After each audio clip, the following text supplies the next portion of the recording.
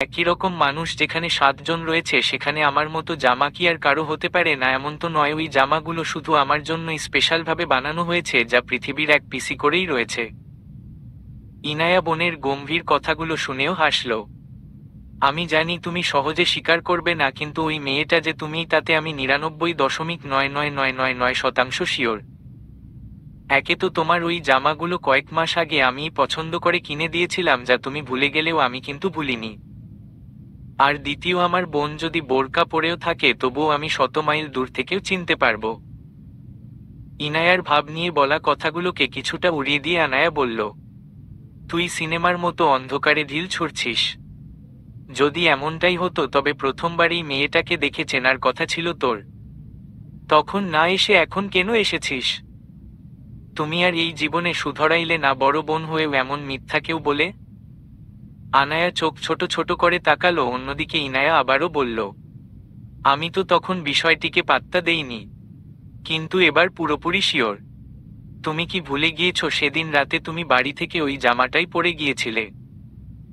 আর সেই কনসার্টেও তুমি ইমন ভাইয়ার সাথে সেই হলুদ জামাটাই পরে গিয়েছিলে। এরপরও মিথ্যা বলবে? আর আমি না হয় ছোট মানুষ, কম বুঝি, তা তোমার বন্ধু রনক ভাইয়াও তো দেখি সন্দেহ করেছে। এখনো বলবে? ইনায়ার কথা শেষ হওয়ার আগেই আনায়া বিরক্তি নিয়ে বলল, আসছে আমার ছোট মানুষ, পুরো দুনিয়াটা ভেজে খেয়ে বেড়াচ্ছেন। ইনায়া হেসে বলল, তার মানে আমি যা বলছি তা সব সত্যি, তাই না? সবই তো বুঝে গিয়েছি, সেটাও আবার মুখে বলতে হবে? এখন দয়া করে আমার রুম থেকে যা, আর এত পাকনামি না করে ঘুমা। আর শুন, ভুলেও এসব কথা যেন কেউ জানতে না পারে। যদি চাস তোর বোনটা বাকি জীবনটা একটু স্বস্তিতে পার করুক। এবার ইনায়া বোনের বিরক্তর সুরে বলা কথা শুনে কিছুটা আহ্লাদি সুরে বলল, তুমি এমন বলো কেন? আমি কি কখনো তোমার খারাপ চাইতে পারি? আমি কাউকে কিছু বলবো না যদি। আনায়া ইনায়ার কথায় ভ্রু কুঁচকে তাকালো। অন্যদিকে ইনায়া মুচকি মুচকি হাসছে। আনায়া তখন ভ্রু উঁচিয়ে বলল, যদি যদি তুমি বলো তোমার আর ভিকের মধ্যে কানেকশনটা কি? আনায়া বোনের মুচকি হেসে বলা কথাটা শুনে কপালে ভাঁজ ফেলিয়ে বলল, এটা না জানলেও চলবে। এখন তুই ঘুমা। ও আপু, বলো না প্লিজ। আমি প্রমিস করছি এই বিষয়ে আমি কাউকে বলবো না। তুমি যেটাই করো না কেন আমি তোমাকে কিছুই বলছি না। তাহলে আমিও আমার কথা রাখবো না। সবাইকে বলে দেব ওই মেয়েটা তুমি। আনায়া চোখ ছোট ছোট করে বলল, মীর জাফর। ইনায়া হেসে বলল, ফিমেল ভার্সন। আনায়া এবার হাত ধুয়ে এসে বিছানায় বসে বসে খাবার খেতে লাগলো। এরপর ইনায়াকে জিজ্ঞেস করল ও খেয়েছে কিনা। ইনায়া খেয়েছে বলার পরও আনায়া আবারও ওকে কয়েক লোকমা খাইয়ে দিতে দিতে বলল, ওই মেয়েটা আমি। ইনায়া মুখের খাবার থাকা অবস্থাতেই বলল, সে তো জানি, কিন্তু তুমি আমার জামাইকে চড় মেয়েছিলে কেন? ওর ব্যথা লাগেনি বুঝি? আনায়ার খাবার চিবুচ্ছে, আর এদিকে বোনের এহেনো কথা শুনে পুরো মুডের 13টা বেজে গিয়েছে। বিরক্তিতে দাঁত কটমট করে বলল, কিসের জামাই? ইচ্ছে তো করছে তোকে 14 তলা উপর থেকে নিচে ফেলে দেই। ওকে মেয়েছি, ও কষ্ট পেয়েছে, আর সেই রাতে আমার গালে যেভাবে চেপে ধরেছিল আমি তাতে কষ্ট পাইনি? আরেকটু হলে তো আমার গালের হাড্ডিগুলো গুঁড়ো গুঁড়ো হয়ে যেত। বোনের কথা শুনে ইনায়া ইনোসেন্ট মুখ করে বলল, আচ্ছা সরি, তুমি বলো, তুমি ভিকের কাছে কিভাবে পৌঁছালে? আর সেই রাতের ঘটনার পর অনেকে অনেক কিছুই বলছে। সবকিছু মিথ্যা হলেও এটা তো সত্য যে তোমরা দুজন পরিচিত কিভাবে? আনায়া খেতে খেতে বলল, আমি তোর ভিকে নামক জামাইয়ের পি এ। এই জন্য? ইনায়া বোনের কথা যেন বিশ্বাস করতে পারছে না। চোখে মুখ দারুণভাবে বিস্মিত হল। ইনায়া কিছুক্ষণ অবাক চোখে তাকিয়ে থাকার পর বলল, তুমি কি মজা করছো? না। কি? আনায়া বিরক্ত হয়ে বলল, ইরা, আস্তে রাম ছাগলের মতো চেঁচাচ্ছিস কেন? তার মানে তুমি ওখানেই জব করো? হু, আমাকে আগে বলনি কেন? আনায়া নির্বিকারে বলল, এমন ছাগলামি করবি এজন্য? ইনায়া আর এবার বিছানায় স্থির হয়ে বসে থাকতে পারল না। জোরে লাফিয়ে উঠে বিনা আওয়াজে লাফালাফি করতে লাগল। এদিকে আনায়া বোনের কাজকর্ম দেখে বিরক্তি নিয়েই খাবার খেয়ে যাচ্ছে। ইনায়া কিছুক্ষণ থেমে আনায়ার কাছ থেকে পুরো বিষয়টি জানতে চাইলে আনায়া শুরু থেকে মোটামুটি সবকিছুই ইনায়ার প্রশ্ন অনুযায়ী উত্তর দিল। সবকিছু শুনে ইনায়া প্রচণ্ড বিস্মিত হয়ে বলল, ছি, তোমরা কত বড় মিথ্যাবাদী। ইমন ভাইও এতদিন ভিকের পেয়েছিল আর তুমিও। তুমি তো আমার বোন, আমাকে মিথ্যা বলার কি দরকার ছিল? আমিই এতই খারাপ? না, তুমি ধোয়া তুলসী পাতা। আর আমি তোকে মিথ্যা কখন বললাম? তুই তো আমার জব নিয়ে এর আগে কখনো কিছু জিজ্ঞেসই করিসনি। ইনায়া নিজের ভুল বুঝতে পেরে জিহ্বায় হালকা কামড় দিয়ে হঠাৎ কি যেন ভেবে মুচকি মুচকি হাসতে লাগলো। তা দেখে আনায়া কপাল কুঁচকে ওর দিকে তাকাতেই ইনায়া পেছনে থেকে এসে ওর গলা জড়িয়ে ধরে আহ্লাদি সুরে বলল, আপু ও আপু, এখন আবার কি চাস? এসব কি শুরু করলি? শোনো না, আগে সামনে এসে চুপচাপ বসে বলতে থাক, তারপর তোর কথা শুনছি। আনায়ার কথা মতো ইনায়া তাই করে। এরপর বোনের কাছে একটু এগিয়ে গিয়ে মাথাটা নিচু করে ধীরে সুস্থে বলল, তুমি না আমার বড় বোন, আর তুমি তো জানি আমি ভিকের কত বড় ফ্যান। প্লিজ প্লিজ জাস্ট একবার ভিকের সাথে দেখা করিয়ে দেও। প্রমিজ করছি ইহজন্মে আর তোমার কাছে কিছু চাইব না। তোমার দাসী হয়ে থাকবো, যা বলবে তাই শুনবো। প্রমিজ করছি, একদম পাক্কা প্রমিজ। অনেকক্ষণ হয়ে যাওয়ার পরও যখন আনায়ার কাছ থেকে কোনো উত্তর এলো না, তখন ইনায়া মাথা উঁচু করতেই আনায়ার চেহারা দেখে ভরকে গেল। তার বোনের চোখমুখ দেখে বোঝা যাচ্ছে না ও কি বলবে বা করতে চাইছে, কিন্তু মস্তিষ্কে কোনো কিছুর একটা সংকেত পেতেই দুই হাত দিয়ে নিজের গাল দুটো চেপে ধরে ঢোক গিলল। রাতের আধারে রাশিয়ার দ্বিতীয় বৃহত্তম শহর সেন্ট পিটার্সবুর্গের রাস্তায় ব্ল্যাক কালারের রোলস রয়েস ফ্যান্টম কারটা সাই সাই করে দ্রুত গতিতে এগিয়ে চলছে। তার পেছনে আরও 4-5টা বিলাসবহুল গাড়ি সমান তালে সামনের প্রথম গাড়িটাকে অনুসরণ করে চলেছে। রোলস রয়েসের ভেতরে পেছনের সিটে কালো লেদার জ্যাকেট, প্যান্ট আর জুতা পরে পায়ের উপর পা তুলে নির্বিকারে বসে রয়েছে কেনিথ। চুলগুলো হালকা কার্ল ব্রাশ করে হাফ মেসি বান করা, সঙ্গে চোখে কালো গ্লাসেস। এয়ারপোর্ট থেকে সম্পূর্ণ যাত্রা পথের এই বিলাসবহুল আয়োজন মূলত তার জন্যই করা হয়েছে। হঠাৎ এতগুলো বছর পর এই দেশে আসাটা কোনো অনাকাঙ্ক্ষিত বিষয় নয়, বরং তার পরবর্তী পরিকল্পনা পূরণের উদ্দেশ্যই কেনিথ এই বিদেশের মাটিতে পা রেখেছে। বাংলাদেশ থেকে সেন্ট পিটার্সবার্গের সময়ের ব্যবধান 3 ঘন্টা পিছিয়ে। বর্তমানে এই শহরে 8টা বাজে, যা বাংলাদেশি সময়ে রাত 10টা। কেনিথ এয়ারপোর্টে পা রাখার আগেই তার শুভাকাঙ্ক্ষী তার জন্য এত্তসবের আয়োজন করে রেখেছে। নিঃসন্দেহে বলা যায় এই শুভাকাঙ্ক্ষী একাকিত্বের প্রেমিক কেনিথের বড়ই আপন কেউই। শুধু সে নয়, বরং আরও একজন হয়েছে যে এত বছর পর কেনিথের রাশিয়ায় আসার খবর পেয়ে এই প্রাসাদ সমতুল্য বাড়িটাতে মনের আনন্দে সেজেগুজে লাফিয়ে গান গেয়ে বেড়াচ্ছে। He is a bad boy with a tainted heart. And even I know this ain't smart. But mama, I am in love with a criminal. And this type of love isn't irrational, it is physical. Mama, please don't cry, I will be alright. All reason aside, I just can't deny I love the guy. বিশাল বড় area জুড়ে এক রাজকীয় প্রাসাদ সমতুল্য বিলাসবহুল বাড়ি। আশেপাশে রাতের আধারকে আলোকিত করতে নানা রঙের লাইট জ্বালিয়ে রাখা। চারপাশে কয়েকশত প্রজাতির নানা মাধুর্যপূর্ণ ফুলের গাছ। তবে গোলাপ ফুলের পরিসংখ্যানটা যেন একটু বেশি। নিশ্চিত এই বাড়ির বিশেষ এক অত্যন্ত শৌখিন ব্যক্তির সান্নিধ্যেই এই ফুল প্রকৃতির অপরূপ সাম্রাজ্য গড়ে উঠেছে। বিশাল বড় এরিয়া ঘুরে বাড়ির সদর দরজার দিকে এগোতে এগোতেই কেনিথের কানে হঠাৎ দূর থেকে আসা মণিমুগ্ধকর কণ্ঠে গাইতে থাকা গানের স্বর ভেসে আসতে লাগল। কেনিথের বুঝতে বাকি রইল না গানটা কে গাইছে, কিন্তু সে একবারও জানালার গ্লাস নামিয়ে বাহিরে তাকিয়ে সেই গানের কণ্ঠস্বরের মালিককে খোঁজার বিন্দু পরিমাণও আগ্রহ দেখালো না, বরং সেভাবেই নির্বিকারে চুপচাপ বসে রইল। অথচ যত বাড়ির দিকে অগ্রসর হচ্ছে ততই তার কানে গানের প্রতিটা শব্দ প্রতিনিয়ত কর্ণে প্রবেশ করছে। He is a villain by the devil's law. He is a killer just for fun, fun, fun, fun. That man is a snitch and unpredictable. He has got no conscience, he got none, none, none, none. All I know should we let go but no. Cause he is a bad boy with a tainted heart. And even I know this ain't smart. But mama, I am in love with a criminal. And he has got my name tattooed on his arm, his lucky charm. So I guess it is okay he is with me. And I hear people talk, trying to make remarks keep us apart. But I don't even hear. I don't care. Cause mama, I am in love with a criminal. And this type of love isn't irrational, it is. ঠিক বিশাল বড় সোনালী রঙের সদর দরজার সামনে কেনিথের গাড়িটা সহ বাকি গাড়িগুলো থেমে গেল। আর মুহূর্তেই কিছু কালো রঙের ফর্মাল ড্রেসআপে ভূষিত একজন লোক এসে গাড়ির দরজা খুলে দিল। অন্যদিকে বাকি লোকগুলো গিয়ে সারিবদ্ধভাবে সদর দরজা পর্যন্ত লাইন ধরে কেনিথের জন্য পথ তৈরি করে দিল।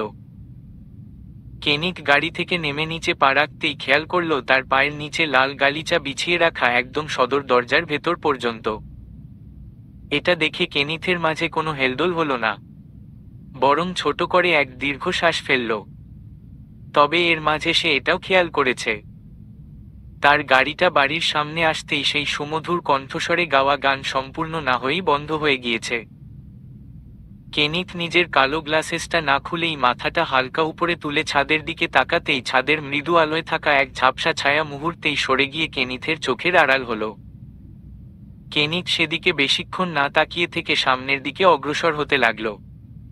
বাড়ির দিকে কিছুটা এগিয়ে যেতেই চোখে পড়ল ষাটোর্ধ্ব এক ফর্সা নারী, যার পরনে বড় এক সাদা রঙের গাউন, গলায় মূল্যবান প্লাটিনাম আর ডায়মন্ডের কারুকার্য শোভিত লকেট স্ট্রিং সাথে হালকা একটা স্কার্ফ জড়ানো। চুলগুলো হালকা বাদামি বর্ণের, যা এমনিতেই কার্ল ব্রাশ করে খুলে রাখা। কেনিথ সেই নারীটির কাছে যেতেই তিনি কেনিথকে উচ্ছ্বাসের সহিত জড়িয়ে ধরলেন। তার মতো এক শক্তপোক্ত কঠিন হৃদয়ের নারীর চোখেও আজ জল টলমল করছে, তা শুধু এত বছর পর কেনিথের একবার মুখদর্শন করে। সেই শুধু জানে এটা তার কত প্রতীক্ষা আর প্রত্যাশার ফল। নারীটি কিছুটা কান্নারত সুরে কেনিথকে রাশিয়ান ভাষায় বলতে লাগল, তাই ভিস্পমনিল এ স্পষ্ট্য স্টলকো ভ্রেমেনি নে পমনাইট নাশি স্লোভনি রাজু টি ভোস্পমনিল আ ভোস্পমনিলাস পুস্তাস তোলকো ভ্রেমেনি নে পমনিতি নাশি স্লোভানি রাজু। কতগুলো বছর পর তোমাকে দেখার সৌভাগ্য হলো, আমাদের কথা কি তোমার একবারও মনে পড়ে না? উত্তরে কেনিথ শুধু নির্বিকারে বলল, তাই পোবল আইয়া প্রিশুল টি পোজভাল ইয়া প্রিশল। তুমি ডেকেছিলে তাই এসেছি। কেনিথের কথা শুনে তিনি আর কিছুই বললেন না, বরং নিজেকে শক্ত করে রাশিয়ান ভাষাতেই বলল, ভেতরে এসো। এই নারীটির নাম কাতেরিনা লুসিয়া। সম্পর্কে তিনি কেনিথের নানি। কেনিথ বাংলা, ইংরেজি, রাশিয়ান ভাষা সহ আরও কয়েক ধরনের ভাষা জানলেও লুসিয়া দুই একটা শব্দের অর্থ ব্যতীত বাংলা জানে না, যে কারণে পুরো সময়টাই কেনিথ আর লুসিয়াস সংলাপ রাশিয়ান ভাষাতেই হয়ে থাকে। লুসিয়ার কথা মতো কেনিথ ভেতরে প্রবেশ করতেই সে আশেপাশে না তাকিয়ে সোজা জিজ্ঞেস করল, আগে ফ্রেশ হয়ে আসি, তারপর কথা হচ্ছে। লুসিয়াও মুচকি হেসে বলল, ঠিক আছে। প্রশস্ত সম্পূর্ণ ফ্লোর চকচকে মার্বেল পাথরে মোড়া, যা গাঢ় স্বর্ণালী এবং কোক্ত লাল রঙের মিশ্রণে তৈরি। চারপাশের দেওয়ালগুলোতে নান্দনিক শিল্পকর্ম এবং আধুনিক বিমূর্ত পেইন্টিং সুন্দরভাবে সাজিয়ে রাখা। প্রধান লিভিং রুমে বিভিন্ন ধরনের মডার্ন অ্যাকসেন্ট ফার্নিচার, সুদূরপ্রসারী লাইটিং সিস্টেম এবং ডিজাইন বস্তু এই বাড়ির অভ্যন্তরীণ স্টাইলকে একটি আধুনিক ও সুকণ্ঠ অভিজ্ঞতায় পরিণত করেছে। এছাড়া বাড়ির ঠিক মাঝখানে লাল, সোনালী আর সাদা গাঢ় লাল রঙের আবরণের আচ্ছাদিত বিশাল এক সিঁড়ি। এত কিছুর পরও কেনিথের এই পরিবেশটা মোটেও পছন্দ হলো না। যে মানুষটা সবসময় কালো আধারে থাকতেই বেশি ভালোবাসে, সে কিভাবে এইসব রংচঙে আলোকে ভালোবাসবে? তবে একটা সময় এই বাড়িটাও তার পছন্দ মতোই সাজানো ছিল, যা এখন আর আগের মতো কোনো অংশেই নেই। আর এসব কার কল্যাণে করা হয়েছে তা কেনিথের ভালো করেই জানা। কেনিথ সিঁড়ির কাছ গিয়ে উপরে উঠতে গিয়েও আবার থেমে যায় এবং পিছনে ফিরে লুসিয়াকে বলতে লাগে, বাবুস্কা আমার রুমের চাবি। রাশিয়ান ভাষায় বাবুস্কা অর্থ নানি অথবা দাদি। কেনিথের কথা শেষ হওয়ার আগেই পেছনে থেকে কেউ সুমধুর কণ্ঠে বলল, চাবির কি প্রয়োজন? আমি তো তোমার রুম নিজ হাতে গুছিয়ে রেখেছি। কথা শোনা মাত্রই কেনিথ পিছনে ফিরে তাকিয়ে দেখল অল্প বয়সী এক যুবতী মেয়ে সিঁড়ির উপর প্রান্তে মুখে এক প্রাণবন্ত বিস্তৃত হাসি ঝুলিয়ে দাঁড়িয়ে রইছে। পরনে বড়সড় গাঢ় লাল রঙের প্লেইন গাউন, তবে কোনো আলাদা স্কার্ফ পরা নেই। মাথার গাঢ় লাল টুকটুকে প্রাকৃতিক হালকা কার্লি চুলগুলো সুন্দরভাবে চিরুনি করে খুলে রাখা। গায়ের রং ধবধবে ফর্সা, মিথোলজির সেই সবচেয়ে সুন্দরী রাজকুমারীর চেয়ে কোনো অংশে কম নয়, বরং তার চেয়ে আরও বেশি। কেনিথ ভালো করে খেয়াল করল মেয়েটির হাতে একগুচ্ছ পোক্ত লাল রাঙ্গা গোলাপ। দেখে মনে হচ্ছে এগুলো এই বাড়ির বাগানেরই। কেনিথ মেয়েটির কথায় পাত্তা না দিয়ে আবারও সামনে ঘুরে লুসিয়াকে বলল, আমি বলেছিলাম আমার রুমে যেন কেউ কখনো না যায়। তবে কেনিথের এই কথাটাই যেন সেই প্রাণবন্ত হাসিটাকে মুহূর্তেই নিভিয়ে দিল। এদিকে লুসিয়া একবার পেছনে থাকা মেয়েটাকে দেখে অপ্রস্তুত সুরে কেনিথকে বলতে লাগল, তুমি প্রায় অনেক বছর ধরেই এই বাড়িতে আসোনি। নিয়মিত পরিচর্যা না করলে তো রুম আর রুম থাকবে না, পুরো ভূতের ঘরে। কেনিথ কিছুটা গম্ভীর সুরে বলল, যাই হোক না কেন তা পরবর্তী আমি বুঝে নিতাম। কেনিথ কথাটুকু বলে আর এক মুহূর্তেও দেরি না করে সিঁড়ি দিয়ে উপরে চলে গেল। অথচ শেষ প্রান্তে তার জন্য শত প্রতীক্ষা প্রত্যাশায় সেজেগুজে একগুচ্ছ গোলাপ নিজ হাতে সাজিয়ে দাঁড়িয়ে থাকা মেয়েটাকে সে আর একটিবারও ফিরে তাকানোরও প্রয়োজন মনে করল না। কেনিথ চলে যেতেই মেয়েটি লুসিয়ার দিকে তাকিয়ে কিছুটা ছলছলে চোখেই মুচকি হাসি হাসল। ওদিকে লুসিয়ারও বুঝতে বাকি রইল না মেয়েটা আবারও অনেকটা কষ্ট পেয়েছে, কিন্তু সে আর কি করবে? জোর করে তো কিছু হয় না। তার মতো রাশিয়ার এক নামকরা মাফিয়াও তার নাতি কেনিথের কাছে নির্বাক। কেনিথ হল লুসিয়ার একমাত্র মেয়ের একমাত্র ছেলে। এই অদ্ভুত নামটা মূলত সেই দিয়েছিল। লুসিয়ার স্বামী একজন রাশিয়ার নামকরা মাফিয়া ছিল, কিন্তু অনেক বছর আগেই প্রকৃতির নিয়ম অনুসারেই তাকে পরলোকগমন করতে হয়। এরপর তার স্বামীর বিশাল এই মাফিয়ার সাম্রাজ্যকে আরও প্রশস্ত করে তোলে লুসিয়া নিজেই। কারণ সে কোনো সাধারণ ঘরের মেয়ে নয়, বরং সে নিজেও এক মাফিয়ার মেয়ে। অন্যদিকে সেই গাঢ় লাল রাঙ্গা চুলের রাজকীয় কন্যা হল লুসিয়ার একমাত্র ছেলের একমাত্র কন্যা। মেয়েটির নাম আলেসিয়া ম্যারিনা রোজ। কিন্তু মেয়েটা রোজ নামে কাউকেই ডাকতে দেয় না। তাকে এই নামে ডাকার অনুমতি শুধু সে একজনকেই দিয়েছে, আর আজ সেই ব্যক্তিই কিনা এতগুলা বছর পর তাকে দর্শন দিয়েও অবজ্ঞা করল। এই নিয়ে রোজ অনেকটা কষ্ট পেলেও নিজেকে সামলে নিয়েছে। এত বছর পর যে কেনিথের দর্শন পেয়েছে এটাই তো অনেক। রোজের মা কোনো রাশিয়ান নয়, বরং স্কটল্যান্ডের এক অপরূপ সুন্দরী ছিল, সঙ্গে একটি সাধারণ ঘরের মেয়ে। কিন্তু রোজের বাবার সেই সাধারণ মেয়েকেই ভালোবাসে এবং পরবর্তীতে বিয়ে করে ফেলে। তবে এই ভালোবাসা আর দীর্ঘস্থায়ী হয় না। রোজের জন্মের পর থেকেই ওর মা অসুস্থ হয়ে যায় এবং কিছু মাস পর সেও পৃথিবীর মায়া ত্যাগ করে। এই মা হারা মেয়েটার কপালে বাবার আদরটাও বেশিদিন জোটেনি। শত্রুপক্ষের কুনীতির চক্রান্তে তাকেও অল্প বয়সে জীবন ত্যাগ করতে হয়। এরপর বাকি জীবনটা দাদি লুসিয়ার কাছেই বড় হয়। তবে সে আর সবার কিংবা পারিবারিক লোকদের মতো কোনো কঠিন অথবা বিষাক্ত হৃদয়ের মানুষ হয়ে গড়ে উঠতে পারেনি। প্রচণ্ড নরম মনের মেয়ে সে। রাগারাগি চেঁচামেচি কোনো কিছুই তার মাঝে ফুটে ওঠে না। সব সময় চেষ্টা করে নিজেকে প্রাণবন্ত আর হাসিখুশি রাখার।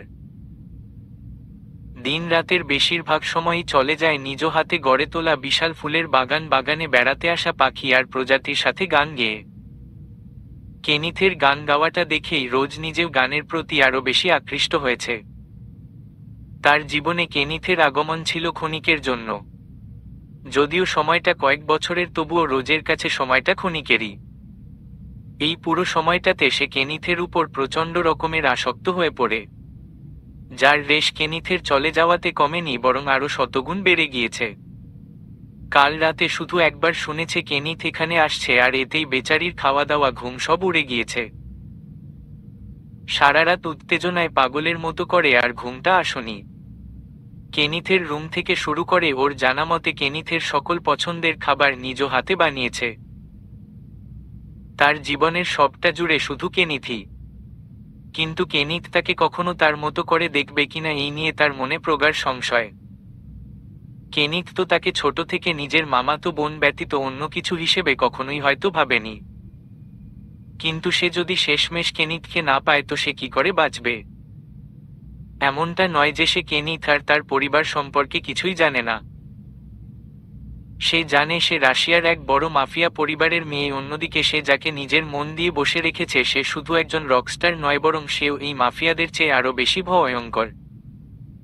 এই বিষয়গুলো যেহেতু তার পছন্দ নয় তাই সে কখনোই না তার পরিবারের কর্মকাণ্ডে হস্তক্ষেপ করেনি, না নিজেকে এসবের মাঝে জড়িয়েছে। সে যথাসাধ্য চেষ্টা করেছে নিজেকে এসব থেকে দূরে রাখার, অন্যদিকে লুসিয়াও নিজের নাতনির ইচ্ছে পূরণে কোনো বাধা দেয়নি। রোজকে একটি স্বাভাবিক মেয়ে হিসেবেই বাঁচতে দিয়েছে, যদি তাই এই বিশাল বড় প্রাচীরে ঘেরা এক বন্দি রাজকন্যার মতো করে। কারণ তার মতো মেয়ের এই প্রাচীরের বাহিরে যাওয়া মানে শত্রুর কুনজরে মুহূর্তেই শেষ হয়ে যাওয়া, যা লুসিয়া কখনো হতে দিবে না। এজন্য তাদের পেশাগত কর্মকাণ্ডের কোনো বিষয়ও কখনো রোজকে জানানো হয় না। আর আজ যে কেনিথ ঠিক কোন উদ্দেশ্যে এখানে এসেছে তাও রোজকে জানানো হয়নি। কেনিথ রুমে ঢুকেই কিছুক্ষণ আশপাশটা তাকিয়ে দেখে দীর্ঘশ্বাস ফেলল। যা ভেবেছিল তাই, সে যেভাবে এই ঘর সাজিয়ে গিয়েছিল তার ছিটেফোঁটার আবরণও আর এখানে নেই। শেষে তার ঘরটাকেও ছাড়েনি। বাড়ির মতো পুরো রুম রোজ নিজের ইচ্ছে মতো একদম গাঢ় স্বর্ণালী আর গাঢ় লাল রঙের সাজিয়েছে। সাথে লাল আর কালো রঙের গোলাপ ফুল গুচ্ছ বানিয়ে ফুলদানিগুলো একদম পূর্ণ করে সাজিয়ে রেখেছে। আবার বারান্দাতেও গোলাপের গাছ নজরে আসছে। কেনিথেরও রোজের মতো কোক্ত লাল রংটা বেশি পছন্দ করলেও সে সবসময় সাদামাটা পছন্দ করে, আর তার পছন্দের কালারে কালোটাই মুখ্য। এদিকে রোজের সাথে পুরোটা মিললেও সে কালো নয় বরং সোনালিটাকে লালের সাথে বেছে নিয়েছে। এই কালার কম্বিনেশনটা তার একটু নয় বরং অনেক বেশি পছন্দের। সবসময় সাদামাটা গাউন আর সাজসজ্জাতে থাকলেও তার মাঝে এক আভিজাত্যর ঝলক সবসময় বিরাজ করে। কেনিথ বিষয়টিকে বেশি পাত্তা দিল না। যেহেতু কাজ শেষ হলেই চলে যাবে তাই এসব নিয়ে মাথা ঘামিয়ে লাভ নেই। কেনিথ দেরি না করে সোজা বাথরুমে চলে গেল, সাথে মনে মনে ভাবতে লাগলো ভাগ্যক্রমে লালের সাথে কালো গোলাপও যে রেখেছে তাই অনেক। ধান্দাতে জামা কাপড় না নিয়েই রুমে ঢুকে গিয়েছে বিধায় শুধু টাওয়াল পেঁচিয়ে রুমে আসতে হলো কেনিথকে। রুমে ঢুকে কাবার্ড খুলে টি শার্ট বের করতে গিয়ে হঠাৎ চমকে উঠল কারো চিৎকারের আওয়াজ শুনে। তড়িৎ ভ্রু কুঁচকে পেছনে তাকিয়ে দেখল বারান্দার দরজার কাছে রোজ দুহাত তুলে খিঁচে নিয়ে চোখমুখ কুঁচকে বন্ধ করে দাঁড়িয়ে আছে। এটা দেখে কেনিথ বিরক্তি নিয়ে কিছু বলতে যাবে তার আগেই রোজ বলতে লাগল, ইহো, তোমার লজ্জা বলতে কিছু নেই? কেনিথ কিছু বলল না বরং চোখমুখ স্বাভাবিক করে গম্ভীর কণ্ঠে বলল, এখানে কি করছিস তুই? রোজ চোখমুখ কুঁচকে থাকা অবস্থাতেই বলল, তুরিমি জামা পরো আগে। কেনিথ ধমক দিয়ে বলল, তুই রুম থেকে বের হ আগে।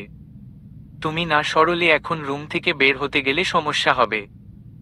আর আমার তোমার সাথে কিছু কথা আছে। প্লিজ তাড়াতাড়ি জামা কাপড় পরো। কেনিথ চরম বিরক্তি নিয়ে বলল,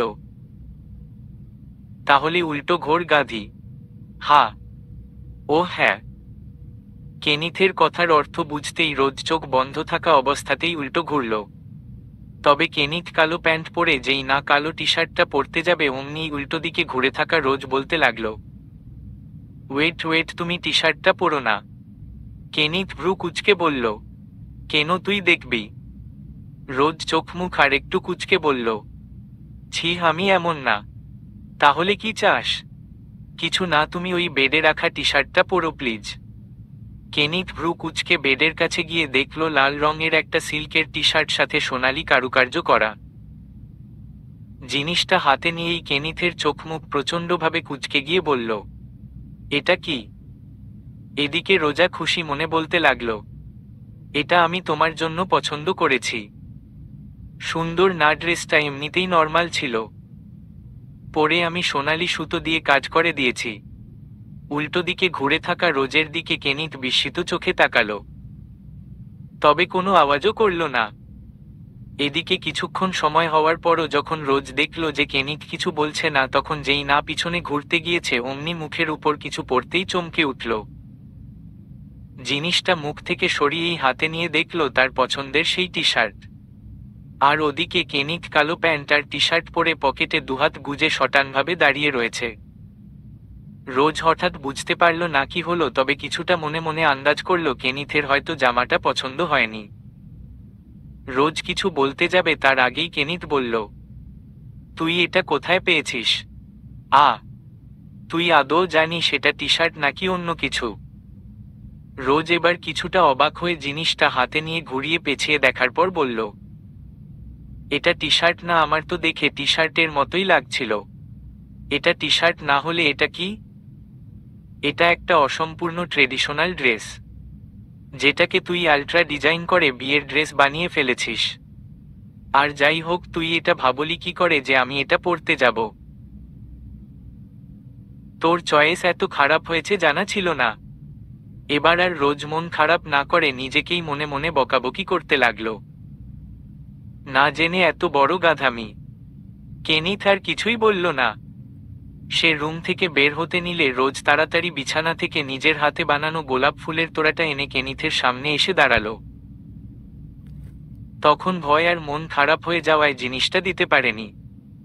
এবার একবার ঢোক গিলে বিস্তৃত হেসে ফুলের তোড়াটা কেনিথের দিকে এগিয়ে দিল। অপ্পা, ইটস ফর ইউ। কেনিথ ফুলের তোড়াটা না নিয়ে কপাল কুঁচকে কিছুটা তাচ্ছিল্যের সুরে বলল, অপ, পারু স্কটস গ্যালিক ইংলিশ ছেড়ে এখন কোরিয়ান? কেনিথের কথা শুনে রোজ মুচকি হেসে বলল, আমার আর কাজ কি, নতুন কিছু ট্রাই করছি।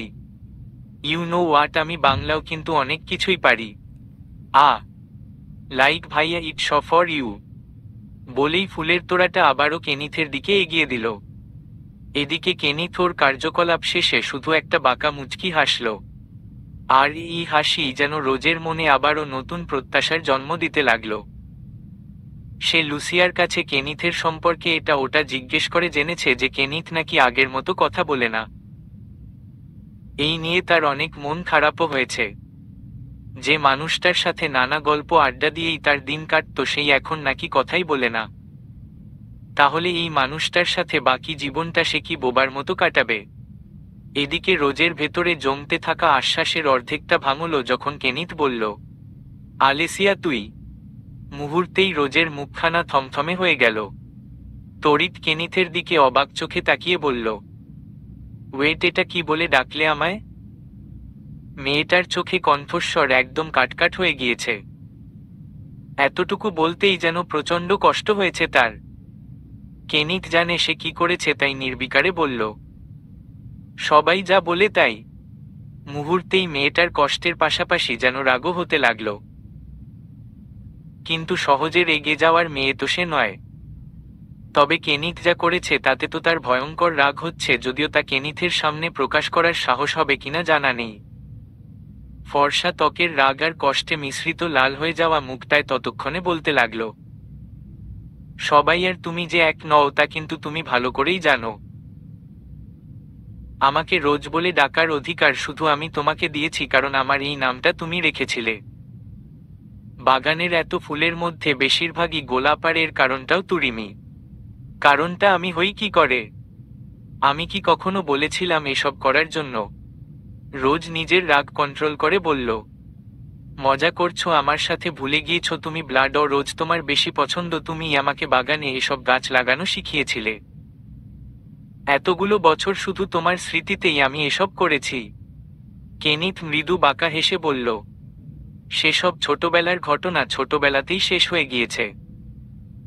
এখনো ওসব নিয়ে মাতামাতি করলে সেটাকে বাচ্চামো বলে। আমার এসব করা তোমার বাচ্চামো মনে হয়? এবার রোজের চোখে পানি চকচক করছে, ফর্সা নাকটা লাল হয়ে গিয়েছে।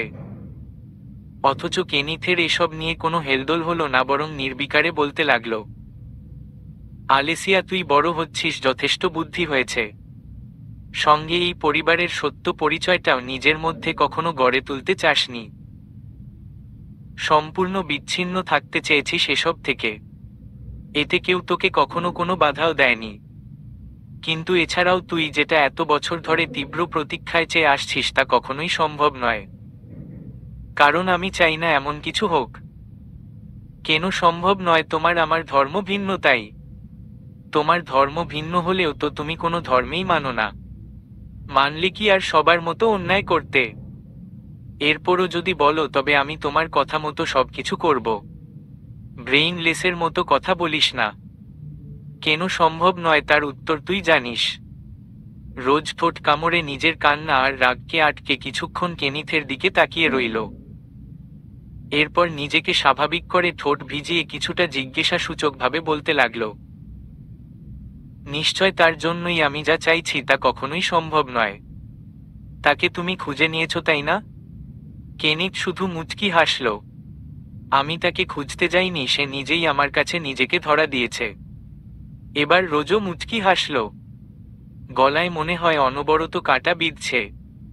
নিজের উপর অনেকটা তাচ্ছিল্য করেই বলল, লাকি গার্ল, লাস্ট একটা কোশ্চেন জিজ্ঞেস করব, প্লিজ উত্তরটা দিও। তুমি তুমি তাকে ভালোবাসো, তাই না? প্রচণ্ড রকমের ভালোবাসো? এইটুকু বলেই আর বাকিটা বলার সামর্থ্য তার হলো না। ভেতর থেকে গলা সম্পূর্ণ চেপে ধরছে কষ্টদানাগুলো, যেন এখন তার গলার স্বরকেও কেড়ে নিয়েছে। অন্যদিকে কেনিথ ওর অবস্থায় একটু নিজের সত্তা থেকে নড়চড় হলো না। অকপটে বলতে লাগল, you know what am a heartless person, and she is not a lucky girl, cause she is the most unlucky girl in the universe. Rose হয়তো কেনিথের কথার অর্থটা এই মুহূর্তে ঠিক বুঝে উঠতে পারল না। সে এই মুহূর্তে এসব ছেড়ে কেনিথকে অকপটে জিজ্ঞেস করল, তবে কেন এসেছো এখানে? আমাকে আবারও কষ্ট দিতে? তুমি না এলে তো নিজেকে মিথ্যা আশ্বাস দিয়েই বাকি জীবনটা কাটিয়ে নিতে পারতাম। তবে কেন এলে আমায় কষ্ট দিতে? আলেসিয়ার সুখ, কষ্ট, লাভ, হোয়াট এভার, এসব অনুভূতি প্রকাশিত হয় হৃদয় থেকে। তেমনি কাউকে কষ্ট দিতে হলেও হৃদয়ের প্রয়োজন। যার হৃদয় বহু আগেই কুৎসিত কালো আধারে ঢেকে গিয়ে বিষাক্ততা, পৈশাচিকতা, হিংস্রতায় পরিণত হয়েছে, তার মাঝে থেকে এসব অনুভূতি প্রকাশ কিভাবে ঘটবে? হৃদয় হতে হয় তোর মতো, যে লালকে ভালোবাসে, কেননা সে লাল রঙকে বোঝে ভালোবাসার প্রতীক হিসেবে। যে কালো দুনিয়া থেকে সরে গিয়ে সুন্দর সব স্বর্ণালী অনুভূতি দিয়ে নিজের জগৎ সাজিয়েছে। এত সুন্দর একটা সুসজ্জিত জগতে এমন কালো কুৎসিত হৃদয়ের মানুষের প্রবেশ মানেই ধ্বংসজ্জ। মুহূর্তেই সব সুন্দর সুন্দর অনুভূতির ধ্বংস হয়ে তা স্বর্গ হতে নরকে পরিণত হবে। তুই চাস তোর সাথে ঠিক এমন কিছুই হোক? কেনিথের কথাগুলো শুধু পলকহীনভাবে রোজ শুনে গেল, তবে কিছুই বলল না। অন্যদিকে কেনিথ আবারও বলল, তুই লাল আর স্বর্ণালীকে ভালোবাসিস নিজের স্নিগ্ধ অনুভূতিগুলোকে সোনার মতো উজ্জ্বল মূল্যবান ধাতু দিয়ে আবৃতর লক্ষ্যে। তুই জানিস তোর অনুভূতির মূল্য সবকিছুর ঊর্ধ্বে। আর আমি লাল কালো ভালোবাসি, কারণ লাল মানে আমার কাছে প্রলয়, ধ্বংসযজ্ঞের হিংস্রতা আর তীব্র কষ্টের পরিণাম, রক্ত হিসেবে। যে রক্তে গা ভাগিয়ে আমি শান্তি পাই, সেখানে তোর মতো স্নিগ্ধ অনুভূতির অধিকারী মানুষেরা ঘৃণায় নাক ছিটকায়। আর এমন পিশাচের কালো আধার ব্যতীত অন্য কিছু ভালোবাসবে না, এমনটাই স্বাভাবিক। আমি তোকে শুধু এতটুকুই বুঝাতে চেয়েছি যে তুই আর আমি এক নই। আমি তোকে শুধু বোন হিসেবে দেখেছি, আর ভবিষ্যতেও দেখব। যত তাড়াতাড়ি নিজেকে বিষয়টি বুঝাতে পারবি, ততই সেটা তোর জন্য মঙ্গল হবে। যদি তুমি হার্টলেসই হও, তবে আমাকে এত সুন্দর করে এক্সপ্লেইন কেন করতে যাচ্ছ? হার্টলেসরা তো তাদের সব কথাতেই কষ্ট দেয়। এদের কোনো সাহিত্যিক জ্ঞান থাকে না, আবেগ অনুভূতি কিছুই থাকে না। তবে তুমি কিভাবে এত কিছু জানো বলো? হার্টলেসরা কখনো অন্যের মন রাখতে জানে না। তারা শুধু কষ্টই দিতে পারে। কে তার ভাই বোন আত্মীয় এসব তারা দেখে না। তবে তুমি কেন আমাকে সরাসরি কষ্ট না দিয়ে নিজের বোন বলে ছাড় দিচ্ছ? এখনও বলবে তুমি হার্টলেস? কেনিথ আবারও বাঁকা হেসে বলল, অতিরিক্ত উত্তেজনা ভালো না।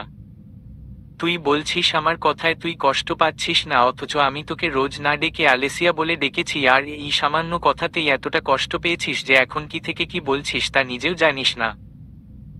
যদি এই কষ্টের পরিমাণটা আরেকটু বাড়িয়ে দেই তবে বাঁচতে পারবি না তো। এবার মাথা নিচু করে পুরোটা শুনেই রোজ মাথা উঁচু করল। ফোলা ফোলা ভেজালো চোখে তীক্ষ্ণ কণ্ঠে কেনিথকে বলল, চলে যাও, তুমি আর কখনো আসবে না এখানে। আর কখনো দেখতে চাই না তোমার মুখ। আমি মরে গেলেও তুমি আসবে না কখনো না। কেনিথ রোজের দিকে তাকিয়ে ওর তীব্র কষ্টে জড়ানো কথাগুলো শুনে মুচকি হেসে বলল, কাজে এসেছিলাম, কাজ শেষ হলে চলে যাব। ভবিষ্যতে একেবারেই যে এখানে আসা হবে না এমন নিশ্চয়তা দিতে পারছি না। প্রয়োজন পড়লে আবার আসব, তবে তুই না চাইলে তোর সাথে আমার দেখা আর কখনো হবে না। রোজ আর কিছু বলল না। ভারাক্রান্ত হৃদয়ে ছলছল করে তাকিয়ে থাকতে থাকতেই কেনিথ মুচকি হেসে ওর হাত থেকে ফুলের তোড়াটা হাতে নিয়ে কিছুক্ষণ দেখার পর তার সামনের এক ফাঁকা ফুলদানিতে সাজিয়ে রাখল। এটা দেখে যেন রোজ বাদ বাকিটুকুও ভেঙে ছিন্ন বিচ্ছিন্ন হয়ে গেল। অন্যদিকে কেনিথ রুম থেকে বেরিয়ে যেতে লাগলো এবং যেতে যেতেই বলতে থাকলো, কেউ যদি আমার জন্য নিজের মূল্যবান জীবন শেষ করে দিতে চায় তবে আমি কিন্তু কষ্ট পাব না। এই সময় কোথায় যাচ্ছ, খাবার খাবে না? বাড়ি থেকে বের হতে নিলেই হঠাৎ পেছনে থেকে লুসিয়ার কণ্ঠস্বর শুনে কেনিথের পাজোড়া থেমে যায়। কেনিথ পিছনে ফিরে তাকিয়ে বলল, কাজ ফেলে রেখে লাভ নেই। খাবারে মিষ্টি রেখো, এসে মিষ্টি মুখ করতে হবে। কথা শেষ করে কেনিথ আর এক মুহূর্তেও দাঁড়ানোর প্রয়োজন মনে করল না। তড়িৎ বাড়ি থেকে বের হতে নিলে পিছন থেকে আবারও আতঙ্কিত সুরে লুসিয়া বলল, একা যাবে নাকি আমি লোক পাঠাচ্ছি? তুমি নে নুজনো, প্রয়োজন নেই। পিছনে না ফিরেই যেতে যেতে কেনিথ তীক্ষ্ণ কণ্ঠে কথাটা বলেই সে বাড়ি থেকে বেরিয়ে গেল। এদিকে পিছনে স্তব্ধ পায়ে দাঁড়িয়ে থাকা লুসিয়া কেনিথের যাওয়ার পানে চেয়ে শুধু এক দীর্ঘশ্বাস ফেলল। এছাড়া আর তার করারও বাকি রয়েছে। কেনিথ যা ভাববে তাই করবে, সেখানে তার মতো নামকরা মাফিয়ার কথাও মূল্যহীন। লুসিয়া পরবর্তীতে নিজের উপর তাচ্ছিল্যের সুরে হেসে মনে মনে বলল, এত বড় মাফিয়া হয়ে লাভটা কি হলো? এই নাতিকেই তো আজ পর্যন্ত ঠিক করতে পারলি না। ঠিক করা তো না হয় পরের কথা, ওর ইচ্ছের বিরুদ্ধে সাধারণ কথাটাও বলতে পারিস না। লুসিয়ার মনে যথেষ্ট চিন্তা হচ্ছে কেনিথকে নিয়ে। পরবর্তীতেই আবার ভাবছে ও পারবে, নিশ্চিত ও পারবে, কিন্তু একা যাওয়াতে মনে মধ্যে ক্ষুদ্র ভয়ভীতি বারবার জেগে উঠছে।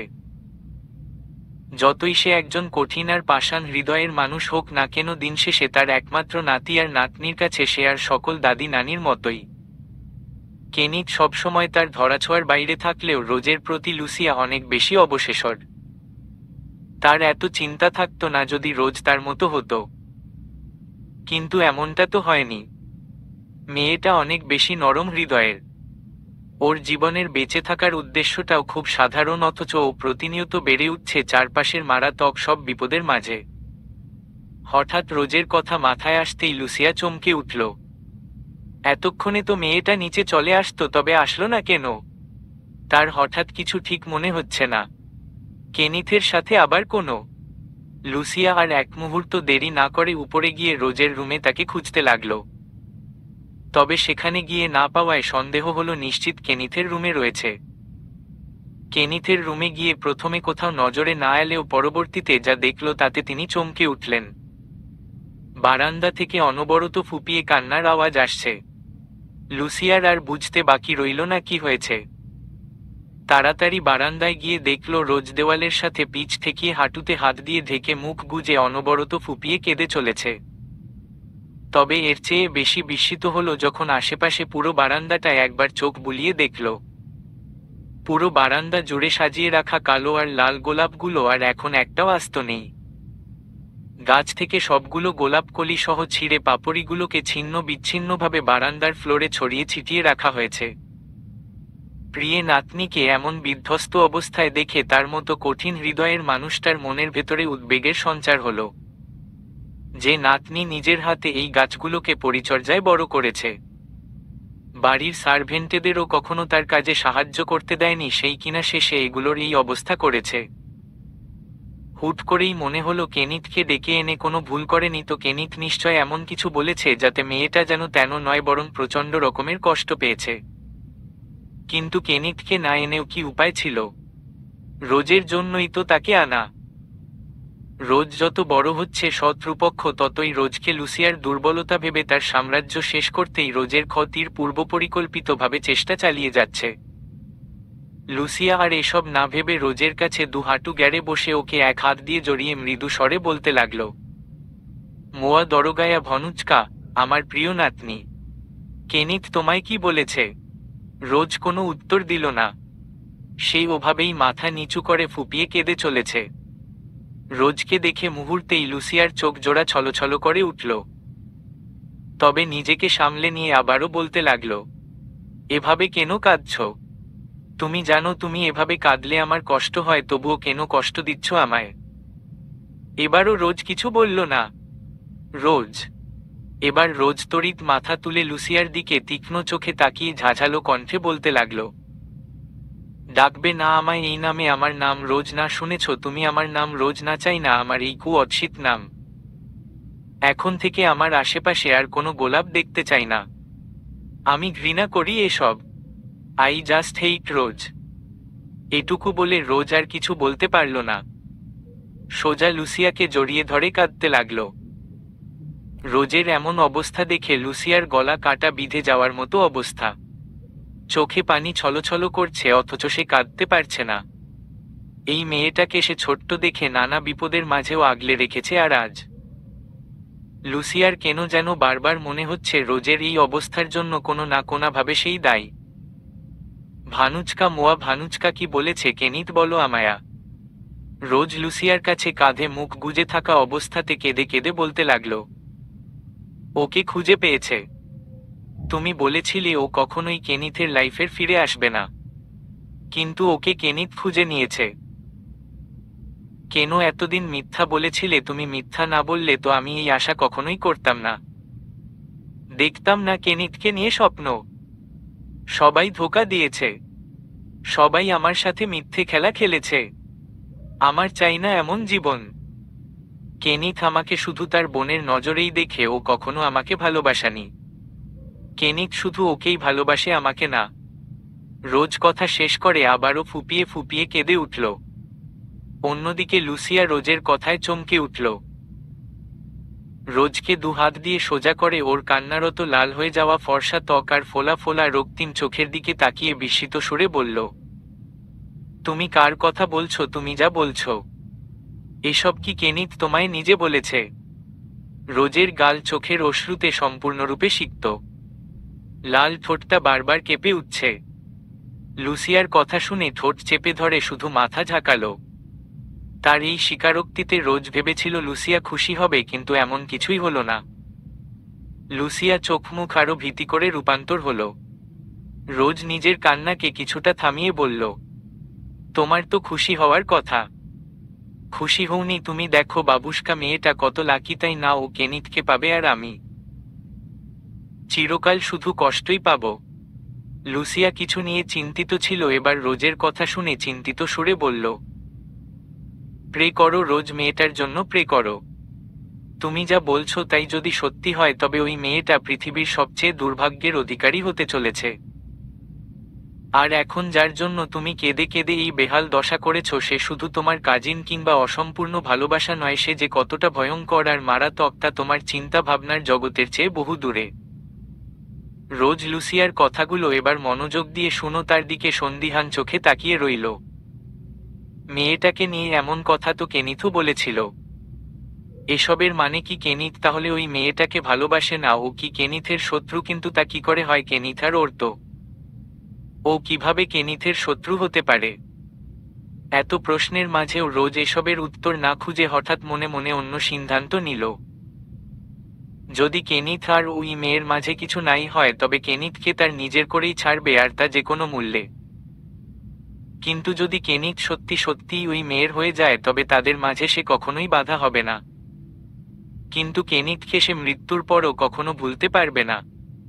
রোজ এতটুকু বিশ্বাস করে যে কাউকে ভালোবাসলে পৃথিবীর যে কোনো পরিস্থিতি, পদ্ধতি কিংবা পরিণতির পরও ভালোবাসা যায়। এরই মাঝে হঠাৎ একজন কালো পোশাক পরা লোক রুমে এসে নক করলে সে শব্দ লুসিয়া শুনে তাকে ভেতরে আসার পারমিশন দেয়।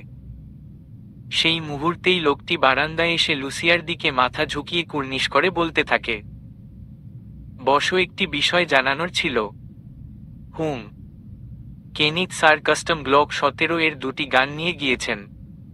লুসিয়া ভ্রু কুঁচকে বলল, এগুলো ছাড়া সেফটির জন্য আর কিছু নেইনি। নো বসো, তবে কিছু অদ্ভুত জিনিস নিয়ে গিয়েছে। একটা সীসার বল নিয়ে গিয়েছে।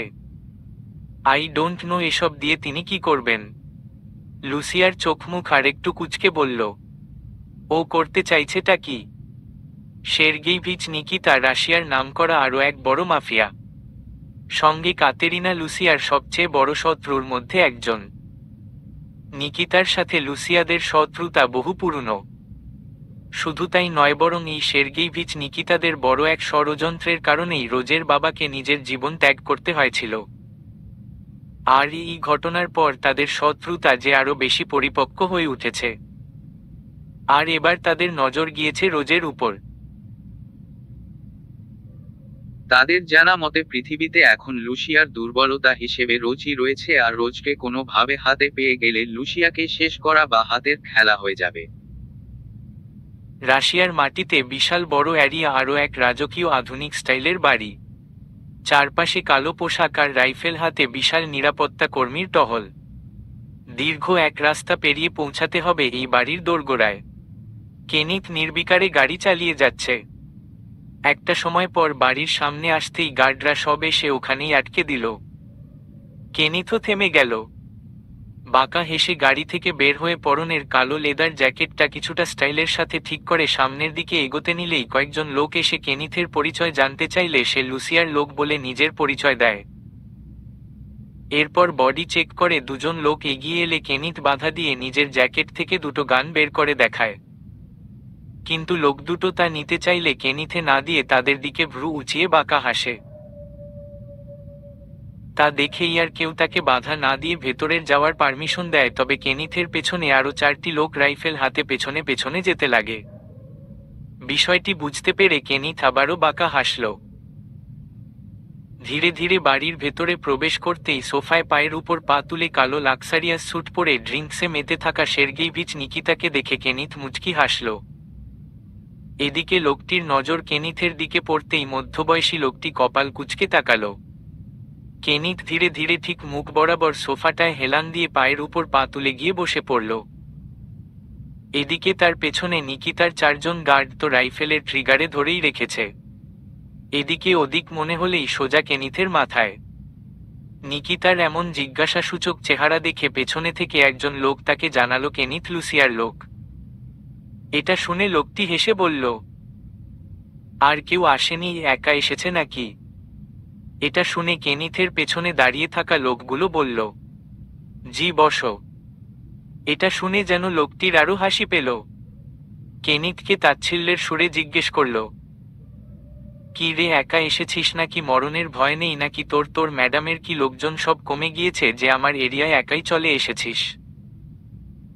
কেনিথ কিছুই বলল না, বরং একইভাবে বাঁকা মুচকি হেসে নিকিতাকে দেখে চলেছে। এদিকে নিকিতা কোনো উত্তর না পেয়ে কিছুটা কপাল কুঁচকে কেনিথকে দেখতে লাগল। এরপর মদের গ্লাসে একবার চুমুক দিয়ে আয়েশি ভঙ্গিতে বলল, ভাবসাব তো ভালোই দেখছি, একা যখন এসেছিস তাহলে ছোট খাটো খেলোয়াড় তো তুই না। নিশ্চিত লুসিয়ার অতি বিশ্বস্ত কেউই হবি? তোর চেহারাটা নতুন কোথা থেকে আনিয়েছে তোকে? নাকি পুরাতন খেলোয়াড়? এতদিন গর্তে ছিলি? কথা শেষ করেই আবারও লোকটি জোরে জোর হাসতে লাগল। নেশার মাত্রাটা একটু বেড়ে গিয়েছে বিধায় উল্টোপাল্টা বকে যাচ্ছে।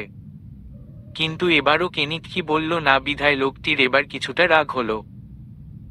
কিছুটা মেজাজ দেখিয়ে ভদকার গ্লাসটা কাচের টেবিলের উপর শব্দ করে রেখে সামনের দিকে ঝুঁকে বলল, ফাজলামি করতে এসেছিস, কথা বলিস না কেন? লুসিয়া কোন উদ্দেশ্য পাঠিয়েছে তোকে বল। এরপর সাথে সাথেই বলল, এর কাছে কোন অস্ত্র পেয়েছিস? জি বসো, এর কাছে গান। কথা শেষ করার আগেই কেনিথ কিছু না বলে জ্যাকেট থেকে গানটা বের করে টেবিলের উপর রাখল। তখনই লোকটি তা দেখে তাচ্ছিল্যের সাথে হেসে বলল, এটা কি তুই কি এটা দিয়ে আমাকে মারতে এসেছিস নাকি? কেনিথ এবারও কিছু না বকে লোকটির দিকে হাসি মুখেই তাকিয়ে রইল।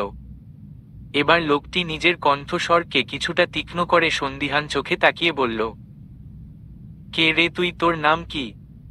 কেনিথ মুচকি হেসে বলল, VK that's mean vampire Kenneth.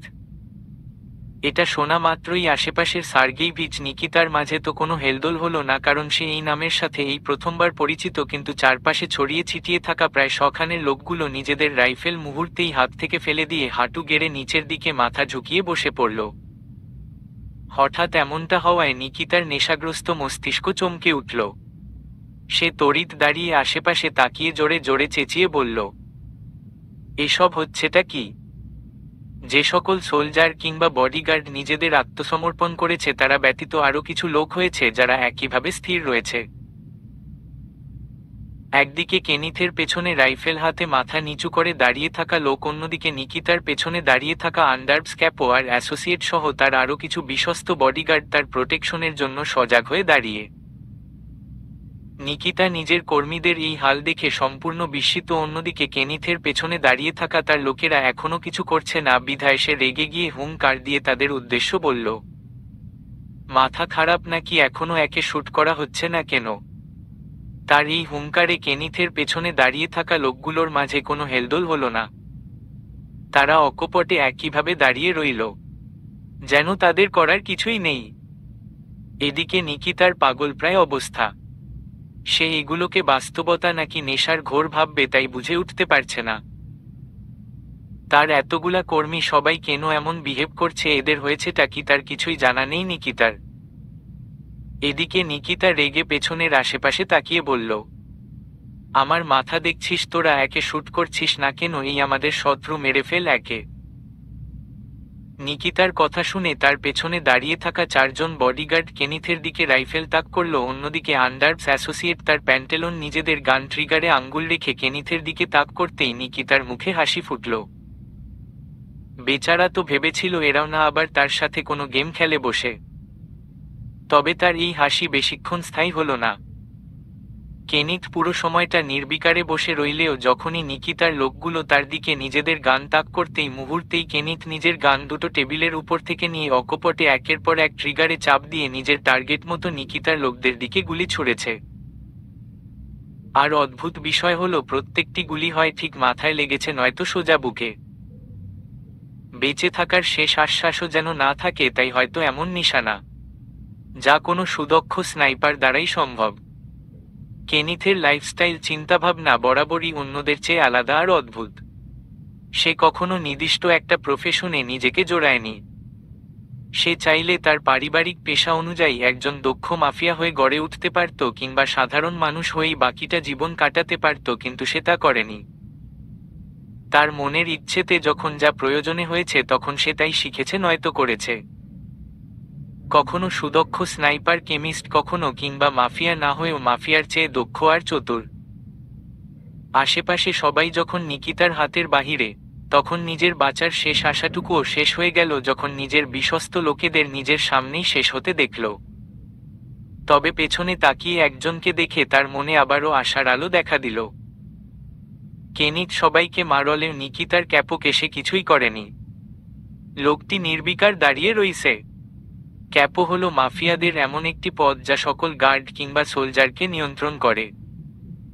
Nikita তার ক্যাপোর কাছে গিয়ে পাগলের মতো উত্তেজিত হয়ে বলতে লাগল, এসব কি হচ্ছে? তুমি কিছু করছো না কেন? এরা সবাই কেন আমার কথা অমান্য করছে? তুমি এদের বলো ওকে শেষ দিতে।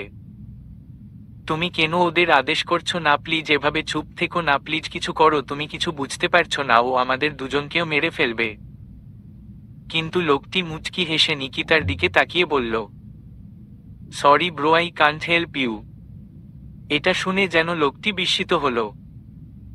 তার সাথে হচ্ছে তা কি যে লোকটা তাকে সবসময় বসো বলে ডাকে, সে কেন এমন বিহেভ করছে? কিছুই মাথায় ঢুকছে না। সবাই কেন তার সাথে এমন ব্যবহার করছে? এরা তো তার লোক। এরই মাঝে সেই লোকটি নিকিতার কাছে আরেকটু এগিয়ে এসে মুখের কাছে মুখ নিয়ে ফিসফিসয় বলতে লাগল, আমার সামনেই আমার প্রিয়তমাকে ছিঁড়েখুঁড়ে শেষ করেছিলি তুই। কি ভেবেছিলি আমি সেসব ভুলে যাব? এই বলেই বিস্মিত চোখে তাকিয়ে থাকা নিকিতার মাথায় গানের নিচের অংশ দিয়ে সজোরে আঘাত করতেই সে মুহূর্তেই সেন্সলেস হয়ে মাটিতে পড়ে যায়। এরপর সোফায় বসে পায়ের উপর পা তুলে গান হাতে নিয়ে দেখতে থাকা কেনিথের দিকে তাকাতেই সেও তাকালো। এরপর দুজনেই বাঁকা হাসতেই কেনিথ তাকে একটি সীসার ছোট বল ছুঁড়ে মারতেই সে তা মুহূর্তেই ক্যাচ ধরল। অন্যদিকে কেনিথ নির্বিকারে তাকে বলল, এটাকে গলানোর ব্যবস্থা করো, আজ সব কর্মের ফল পাবে ও। বাড়ির কিচেনে ছোট ডাইনিং টেবিলের উপর হাত পা বেঁধে শুয়ে রাখা হয়েছে নিকিতাকে। চারপাশে চকচকে আলো দিয়ে সজ্জিত বাড়িটার কিচেন এরিয়ায় অনেকগুলো আলো বন্ধ করে কিছুটা অন্ধকার রূপ দেওয়া হয়েছে সম্পূর্ণ পরিবেশটাকে। বলতে গেলে ডাইনিং টেবিলের আশেপাশে কয়েকটা লাইট ব্যতীত বাকি সব লাইট বন্ধ করা। অন্যদিকে বাড়ির সব গার্ডদের দূরে লাইন ধরে দাঁড় করিয়ে রাখা। আজ কেনিথের পৈশাচিকতার সাক্ষী সকলে হতে চলেছে। বসো, উঠুন, দেরি হয়ে যাচ্ছে তো। হঠাৎ কারো কণ্ঠস্বর শুনে নিকিতার জ্ঞান ফিরতে লাগলো। আওয়াজটা সে ধ্যানের মধ্যে অনেকবারই শুনছিল। একটা পর্যায়ে তার মস্তিষ্ক সক্রিয় হলে নড়াচড়া করতে গিয়ে বুঝতে পারে তাকে বেঁধে আটকে রাখা হয়েছে। তড়িৎ আশেপাশে তাকিয়ে দেখল তার একপাশে কেনিথ আর অন্যদিকে তার ক্যাপও দাঁড়িয়ে রইছে। ওদের দুজনকে দেখেই নিকিতা আতঙ্কিত হয়ে নড়েচড়ার পাশাপাশি চিৎকার করতে চাইলে তা আর হয়ে উঠল না। আওয়াজ করতে গিয়ে তার মনে হলো তার মুখও শক্ত স্কচটেপ দিয়ে আটকানো। লোকটার দমবন্ধ হয়ে আসতে লাগলো আতঙ্কে। তার আস্তানাতেই অন্য কেউ এসে তাকে শেষ করে যাবে আর সে কিছুই করতে পারবে না, এর চেয়ে দুর্ভাগ্য আর কি হয়। নিকিতার ছটফট দেখে কেনিথ মুচকি হাসল এবং পাশে থাকা ক্যাপোকে বলল, লাল হয়েছে তো? ক্যাপো রোমান নির্বিকারে উত্তর দিল, হুম। কিন্তু সে জানে না এটা দিয়ে কেনিথ কি করবে। তাহলে আর দেরি কিসের, নিয়ে এসো। কেনিথ আর রোমান দুজনের হাতেই থার্মাল গ্লাভস আর মুখে মাস্ক পরা। কেনিথ তাকে সীসার বলটা দেওয়ার পর রোমান তা গলানোর পূর্ণ ব্যবস্থা করে ফেলেছে। যেহেতু সীসাকে লাল লাভার মতো তৈরি করতে অতিরিক্ত তাপ চাই, সেহেতু বলটিকে গলাতে কিছু অতিরিক্ত যন্ত্রেরও ব্যবস্থা করেছে। কেনিথের হাতে রোমান গলানো লাভার কাস্ট আয়রনের পাত্রটা দিতেই কেনিথ তা খুব সাবধানে গ্রিপিং টুলস দিয়ে জিন্সটাকে নাড়িয়ে দেখতে লাগলো। একদম লাল লাভার মতো টকবগে। কেনিথ সেটা নিয়ে নিকিতার কাছে গিয়ে কিছুটা ব্যঙ্গ করে বলল, সার্গেই ভিচ নিকিতা, তো নিকি জীবনের শেষ সময়ে কেমন অনুভূতি হচ্ছে? তার এই কথা শুনে নিকিতার ছটফট যেন আরো বেড়ে গেল। অন্যদিকে রোমানের মাঝে কিছুটা ভীতি সৃষ্টি হচ্ছে কেনিথের পরবর্তী কার্যক্রমের কথা চিন্তা করে। তাই কিছুটা নিজেকে তটস্থ করে কেনিথের উদ্দেশ্যে বলল, স্যার, আপনি এটা দিয়ে কি করবেন? কেনিথ রোমানের কথা শুনে নিকিতার দিক থেকে নজর সরিয়ে রোমানের দিকে তাকিয়ে মুচকি হাসল। এরপর অকপটে বলল, তুমি চাইলে এখান থেকে যেতে পারো, এখন যা হবে তা তোমার সহ্য নাও হতে পারে। রোমান কিছু বলল না। সে যদিও কিছুটা ভীত, কিন্তু সে নিকিতার করুণ মৃত্যুটা নিজ চোখে দেখতে চায়। যত হৃদয়বিদার রক কিংবা লো মহর্ষক হোক না কেন, সে কিছুতেই এখান থেকে সরবে না। আজ থেকে কিছু বছর আগেই এই নিকিতাই তার একমাত্র প্রিয়তমা স্ত্রীকে তার চোখের সামনে শেষ করেছে, আর সে তখন কিছুই করতে পারেনি, শুধু আজকের দিনের অপেক্ষায়। রোমান একইভাবে স্থায়ী হয়ে দাঁড়িয়ে রইল বিধায় কেনিথ ওকে দেখে মুচকি হাসল। যতই রোমান নিজেকে শক্ত রাখুক, সে যা করতে চলেছে তা কখনোই সে এভাবে স্থায়ী হয়ে দাঁড়িয়ে থেকে দেখতে পারবে না। শুধু সে কেন, এই বাড়িতে থাকা প্রত্যেকটা মানুষ সহ সকল জড়বস্তুগুলোও আজ নিজ চোখে না হলেও নিকিতার মর্মানৈতিক মৃত্যুর আত্মচিৎকারে লোমহর্ষকভাবে শিহরিত হবে। কেনিথ আর বেশি দেরি করতে চাইল না। নিকিতার মুখ থেকে স্কচটেপটা উঠায় নিতেই নিকিতা অনুরোধ করে নিজের জান ভিক্ষা চাইতে লাগল। কিন্তু কেনিথের মতো এক হৃদয়বিহীন ব্যক্তির কাছে এসবের কোনো মূল্য নেই। কেনিথ নিকিতার অনুরোধ দেখে মুচকি হেসে বলল, কিছু বছর আগে ঠিক এভাবেই হয়তো আন্দ্রে নিকোলাই নামের কেউ নিজের জীবনের ভিক্ষা চেয়ে আকুতি মিনতি করেছিল, কিন্তু তুই সেই দিন আর তাকে বাঁচতে দিসনি। গুনে গুনে 20টা গুলি করে তার বুক ঝাঝরা করে দিয়েছিলি। মনে আছে সেই কথা, নাকি ভুলি গিয়েছিস? 1 মিনিট, তুই জানিস আমি কেন তার কথা বলছি? কারণ সে শুধু কাতেরিনা লুসিয়ার ছেলেই ছিল না, বরং আমার একমাত্র মামাও ছিল। তার সাথে তুই যা করেছিস আজ ঠিক তোর সাথেও তাই হবে।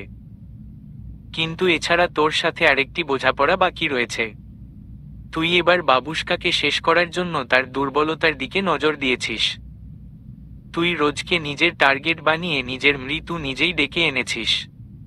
তোর বোকামির জন্যই আজ তোর করুণ মৃত্যুর সাক্ষী এই পুরো বাড়িটার এক একটা মানুষ সহ ইট পাথরগুলোও হয়ে থাকবে। এই বলেই কেনিথ যা করল তা দেখার শক্তি কিংবা মস্তিষ্কের সবলতা রোমানের হলো না।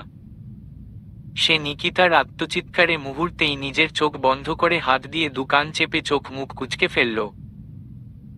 অথচ কেনিথ হাসি মুখে নির্বিকারে প্রথমে নিকিতার এক চোখে গরম সীসার লাভা ঢেলে তার হৃদয়বিদারক লোমহর্ষক চিৎকার আর গলা কাটা মুরগির মতো ছটফাটানি উপভোগ করতে লাগল। এই যেন এক পৈশাচিক আনন্দ। অথচ নিকিতার এমন করুণ দশা দেখে শুধু রোমান নয়, দূরে দাঁড়িয়ে থাকা প্রত্যেকটি বডিগার্ড আর সোলজারদেরও ঠিক একই অবস্থা। তাদের হাঁটুসহ সারা শরীর ক্রমশে কাঁপছে আর নিকিতার এক একটা চিৎকার লোমহর্ষকভাবে সারা শরীরে শিহরণ জাগাচ্ছে। রোমানের সৎ কথা অনুযায়ী তারা প্রত্যেকেই জানত কেনিথ অত্যন্ত বিপদজনক আর ভয়ঙ্কর, কিন্তু সে যে এমন পিশাচের কিংবা নরপশু কিংবা জানোয়ারের চেয়ে নিষ্ঠুর হৃদয়ের তা তাদের জানা ছিল না। অথচ এদিকে কেনিথ শান্ত হল না। সে আবারও ঠিক একইভাবে দ্বিতীয় চোখেও সীসার লাল লাভা ঢেলে দিতেই আবারও সেই একই ঘটনা। হৃদবিদা রক চিৎকারে এখন প্রত্যেকের হয়তো শ্বাস নিতেও কষ্ট হচ্ছে। একটা পর্যায়ে নিকিতা ছটফট করতে করতেই টেবিল থেকে উল্টো দিক হয়ে সোজা নিচে পড়তে গেল, কিন্তু এখনো ওর দেহ থেকে প্রাণটা চলে যায়নি। কেনিথ ওর এহেন অবস্থায় আবারও হাসল। এরপর ওর কাছে গিয়ে শক্ত বুট জুটো পরা পা দিয়ে তাকে ঢেলে উল্টে দিল। নিকিতার চেহারাটা সম্পূর্ণ ভয়ঙ্কর আর বিভৎস হয়ে গিয়েছে। বিশেষত চোখের অংশের দিকে কোনো সাধারণ মানুষের তাকানোর মানসিক ক্ষমতা নেই, কিন্তু কেনিথের যেন এসব দেখে শান্তি হলো। নিকিতা চোখে কিছু দেখতে না পেলেও তার শ্রবণ শক্তি এখন কিছুটা সক্রিয়, তবে মস্তিষ্ক যেন ধীরে ধীরে নিষ্ক্রিয় হয়ে যাচ্ছে। কেনিথ শটানভাবে দাঁড়িয়ে গ্লাভস আর মাস্কটা খুলে জ্যাকেট থেকে গান দুটো বের করল। এরপর তাচ্ছিল্যের সুরে বলল, গুনে গুনে 20টা, তাই না? এটা বলতে দেরি নেই আর হিংস্র কেনিথের অনবরত ট্রিগারে চাপ দিতে দেরি নেই। একের পর এক গুলি ছুড়ে নিকিতার বুকটাকে ঝাঁঝরা করার খেলায় মেতে উঠল। অথচ তার এই শুট করার শব্দ যতদূর পৌঁছাচ্ছে ততদূর যেন এক লোমহর্ষক রোমাঞ্চকর উত্তেজনা সৃষ্টি করছে। অথচ কেনিথ অকপটে দুটো গানের ট্রিগার চেপে গুনে গুনে 10 বার করে মোট 20 বার শুট করার পরই ক্ষান্ত হল। কেনিথ বাড়িতে ফিরতেই লুসিয়া তাকে দেখে জিজ্ঞেস করল, তুমি ঠিক আছো? কিছু হয়নি তো? কেনিথ লুসিয়ার দিকে তাকিয়ে মুচকি হাসল। লুসিয়া ওর হাসি দেখে জিজ্ঞেস করল, কি করেছো তুমি? ওখানকার কি খবর? কেনিথ একটা ব্ল্যাক ফাইল লুসিয়ার হাতে দিয়ে বলল, কর্মের ফল ভোগ করেছে। এরপর যেতে যেতে বলল, খাবার রেডি আছে তো, খিদে পেয়েছে, ফ্রেশ হয়ে খাবার খাবো। ওহ, মিষ্টির ব্যবস্থা করো, মিষ্টি মুখ করতে চেয়েছিলাম। কেনিথের এমন অকপটে বলা কথাগুলো শুনে লুসিয়া চিন্তিত স্বরে পেছনে থেকে জিজ্ঞেস করল, তুমি কি ওকে? কেনিথ পিছনের দিকে ঘাড় ঘুরিয়ে বলল, আজ হোক বা কাল, একদিন না একদিন তো সবাইকে মরতে হবে। আর শত্রুকে বাঁচিয়ে রাখার তো কোনো প্রশ্নই নেই। কেনিথ কথা বলা শেষ করে চলে গেলেও লুসিয়া দীর্ঘশ্বাস ফেলল। তার মস্তিষ্কে অনেক কিছুই চলছে, কিন্তু কেনিথ কিছুই বলার নেই ওর সম্পর্কে। লুসিয়া শুধু ফাইলটা আর রোজের বিষয়টিকে নিয়ে নিকিতার সাথে বোঝাপড়া করতে বলেছিল, কিন্তু কেনিথ তো তাকে পুরো শেষ করেই দিয়ে এসেছে। বিষয়টি কিছুটা অবিশ্বাস্য ঠেকলেও লুসিয়া মনে মনে খুশিই হলো এতদিনে শত্রু আর তার ছেলের খুনির পতনের খবর শুনে। কিন্তু যখন সে এটা জানবে যে নিকিতার মৃত্যু ঠিক কিভাবে হয়েছে তা জানার পর হয়তো সে কেনিথকে নিয়ে আবারও প্রচণ্ড বিস্মিত হবে। তার নাতি যে সম্পূর্ণ পিশাচে পরিণত হয়েছে এটা হয়তো এবার সে পুরোপুরি জেনে যাবে। খাবার টেবিলে বসে লুসিয়া আর কেনিথ খাবার খাচ্ছিল। বিশাল বড় টেবিলের সম্পূর্ণ জায়গা জুড়ে সাজিয়ে গুছিয়ে নানা পদের খাবার। কেনিথ আর লুসিয়া অল্প কিছু খাবার নিয়েই নিজেদের খাবার খেতে শুরু করেছে। কেনিথ একবার খেয়াল করে দেখল সবগুলো খাবারই তার পছন্দের। আগে যখন রাশিয়াতে থাকতো তখন সে এসব খাবারই বেশি পছন্দ করত, যেমন চেরনিকা, তুরন, ক্যাসিয়েনকি, বোর্শচো, খলাবি, পেলমেনি, নাচিনকি ইত্যাদি। খেতে খেতেই হঠাৎ কেনিথ লুসিয়াকে জিজ্ঞেস করল, এত সব খাবার তুমি বানিয়েছো নাকি? খাবারের টেস্ট তো সব তোমার হাতের রান্নার মতোই লাগছে। লুসিয়া কেনিথের কথা শুনে মুচকি হাসল। যতটা হতাশ সে কেনিথকে নিয়ে হয়েছিল, কেনিথের এই কথাটা শোনার পর মনে হলো কেনিথ তাহলে তাকে পুরোপুরি হতাশ করেনি। লুসিয়া কেনিথের কথা উত্তরে বলল, এসব আমি বানাইনি, আলেসিয়া বানিয়েছে। শুধু তোমার জন্যই এত খাটাখাটুনি করেছে। রোজের কথা শুনেই কেনিথ থম মেরে গেল। মুখ ফসকে এই কথাটা বলে যেন ভুল করে ফেলেছে। এজন্যই এখানে সে বেশিক্ষণ থাকতে চায় না। আর এত বছর পর এসে নতুন করে আর কোনো ভুলও করতে চায় না। আপাতত যত তাড়াতাড়ি সম্ভব এখান থেকে যেতে পারলেই হলো। কেনিথ চুপচাপ খেয়ে যাচ্ছে বিধায় লুসিয়া আবারও কিছুটা হতাশ হয়ে বলল, কেনিথ তুমি জানো আলেসিয়া তোমার জন্য কতটা অবশেষর। আমি জানি ও যা চাইছে তা তুমি কখনোই তা করবে না, কিন্তু প্লিজ যাওয়ার আগে আর ওকে কষ্ট দিও না। ও হৃদয়ের দিক থেকে আমাদের মতো না, ও প্রচণ্ড ফুটবল। তোমার সামান্য কথাতেই মেয়েটা প্রচণ্ড কষ্ট পেয়ে ভেঙে গিয়েছে। এত কিছু শোনার পর কেনিথ কিছুই বলছে না দেখে লুসিয়া শান্ত কণ্ঠ অনুরোধ স্বরূপ বলল, কেনিথ লাস্ট একটা রিকোয়েস্ট করছি। মেয়েটা খাওয়া দাওয়া বন্ধ করে দিয়েছে। বেশি কিছু না, প্লিজ ওকে খাওয়ানোর ব্যবস্থাটা করো। না খেয়ে থাকলে মেয়েটা একদম অসুস্থ হয়ে যাবে। লুসিয়ার কথা শুনে কেনিথ তার দিকে তাকালো। লুসিয়ার এমন অনুরোধে কেনিথ দীর্ঘ শ্বাস ফেলে বলল, ওকে।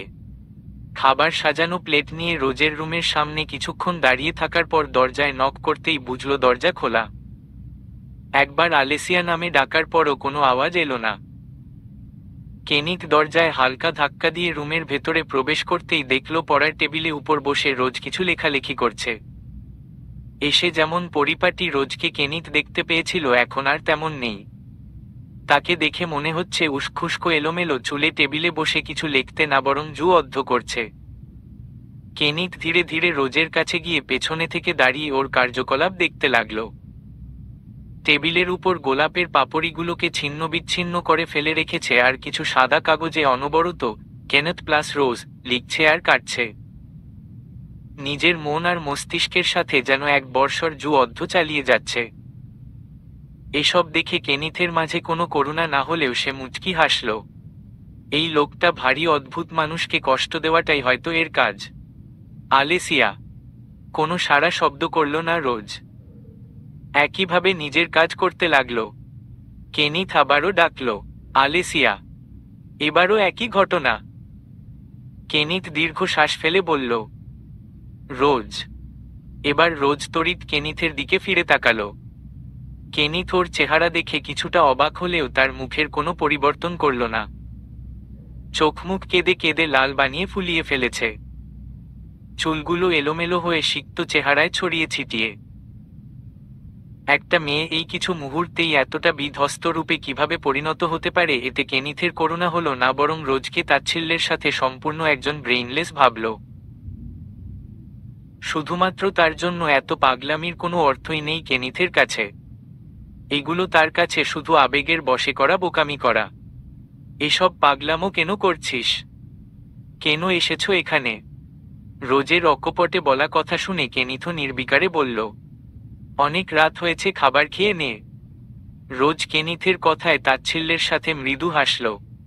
আমি না খেলে কি হবে? অসুস্থ হয়ে যাবি। তুমি তো হার্টলেস, এতে তোমার কি? কেনিথ ছোট করে দীর্ঘ শ্বাস ফেলে অকপটে বলল, তোর শরীর, তুই না খেলে তুই নিজে অসুস্থ হবি, এতে আবার আমার কি হতে পারে? রোজের মেজাজ খারাপ হলো। কিছুটা তীক্ষ্ণ কণ্ঠে বলল, তবে এখানে কি ড্রামা করতে এসেছো? তোমাকে এখানে আসতে কে বলেছে? বলেছি না আমার সামনে আসবে না। কেনিথ প্লেটটা টেবিলের উপর রেখে বলল, বাবুষ্কা রিকোয়েস্ট করেছিল তাই এসেছি। তুই যখন চাস না আমি আর তোর সামনে আসি তবে আর আসবো না।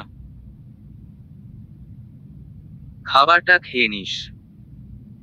কথাটা বলেই কেনিথ রুম থেকে বেরিয়ে যেতে নিলেই আচমকা বিকট শব্দে পিছন ফিরে তাকালো। নম্র মেয়েকে হঠাৎ ফুঁসতে থাকা হিংস্র সাপের মতো আচরণ করতে দেখে কেনিথের আর কিছুই বলার নেই। কেনিথ ফিরে আসতে নিলেই রোজ বসা থেকে দাঁড়িয়ে খাবারের প্লেটটা নিয়ে সজোরে ফ্লোরে ফেলে দেওয়াতে তা বিকট শব্দের রূপ নিয়েছে। আর এখন সে টেবিলের পাশে দাঁড়িয়ে কেনিথের দিকে ক্ষীণ চোখে তাকিয়ে। কেনিথ জানতো এমন কিছুই হবে, তবে যাওয়ার আগে লুসিয়ার রিকোয়েস্ট রাখাটাও রোজের জন্য প্রয়োজন ছিল। তার এতটুকু সাক্ষাৎতে রোজকে আরেকটু ভেঙে গুড়িয়ে দিতে সক্ষম কেনিথ। কেনিথ রোজকে আরেকটু কষ্ট দিতে বলল, ভালো থাকিস, কাল ভোরের ফ্ল্যাটে চলে যাচ্ছি, আই প্রমিজ আর কখনো তোর সামনে আসব না। কথাটা বলেই কেনিথ রুম থেকে বেরিয়ে পড়তে উদ্বেগ হলো।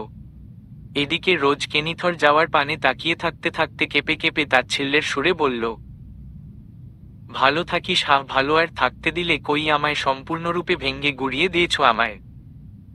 কিছুটা আস্তে কথাটা বলার পর কেনিথকে শোনানোর জন্য জোর আওয়াজে বলল, যত যাই করো না কেন, তোমায় আমি কখনো ভুলব না। তুমি অন্য কারো হয়ে গেলেও না, শুনেছ, তুমি আমার অসম্পূর্ণ ভালোবাসা হলেও আমি তোমাকেই ভালোবাসি। যেতে যেতে কেনিথ রোজের কথার প্রতিটা শব্দ শুনতে পেলেও তার মাঝে কোনো হেলদোল হলো না। সে অকপটে সমান পায়ের তালে রুম থেকে বেরিয়ে গেল। আর কেনিথ চলে যেতেই রোজ ফ্লোরে বসে পড়ে হাউমাউ করে কাঁদতে লাগল। কেনিথ সিঁড়ির কাছে আসতেই লুসিয়া ওকে থামিয়ে জিজ্ঞেস করল, খেয়েছে? কেনিথ কিছু বলল না, তাই লুসিয়া কপাল কুঁচকে রোজের রুমের দিকে নিজের কর্ণকে দৃঢ় করতেই রোজের কান্নার আওয়াজ পেল। তা দেখে কেনিথের দিকে তাকাতেই কেনিথ নির্বিকারে বলল, এইটুকু প্রয়োজন ছিল, না হলে ফিউচারে ওর এক্সপেকটেশন আরো বেড়েই চলত। কেনিথকে লুসিয়া বলেছিল ওকে খাওয়ানোর জন্য, এদিকে এই ছেলে গিয়ে ওকে আরো কষ্ট দিয়ে এসেছে। সত্যিই সম্পূর্ণ হার্টলেসে পরিণত হয়েছে। লুসিয়ার রাগও হচ্ছে, আবার তার চোখে পানিও চিকচিক করছে। কবে যাচ্ছ তুমি? লুসিয়ার কথা শুনে কেনিথ হাসল। লুসিয়া আর তার মাঝে মুখের শব্দের চেয়ে চোখ আর মনের কথাটাই বেশি হয়। কিন্তু লুসিয়া কেনিথের মস্তিষ্কের খবর কখনোই জানতে পারেনি। ভোরের ফ্লাইটেই চলে যাব। যদিও লুসিয়ার এই প্রশ্নটা করতে যথেষ্ট খারাপ লাগছিল, কিন্তু কেনিথ যা পরিস্থিতি তৈরি করেছে তাতে ওর চলে যাওয়াটাই উত্তম। কেনিথ আর দাঁড়ানো না, বরং সেখান থেকে চলে আসতে নিলে লুসিয়া পেছনে থেকে বলল, যাই করো না কেন ওই মেয়েটার কিছু করো না, ওর কিন্তু কোনো দোষ নেই। লুসিয়ার কথা শুনে কেনিথ পিছনে ঘাড় ঘুরিয়ে মুচকি হেসে বলল, কি আর করার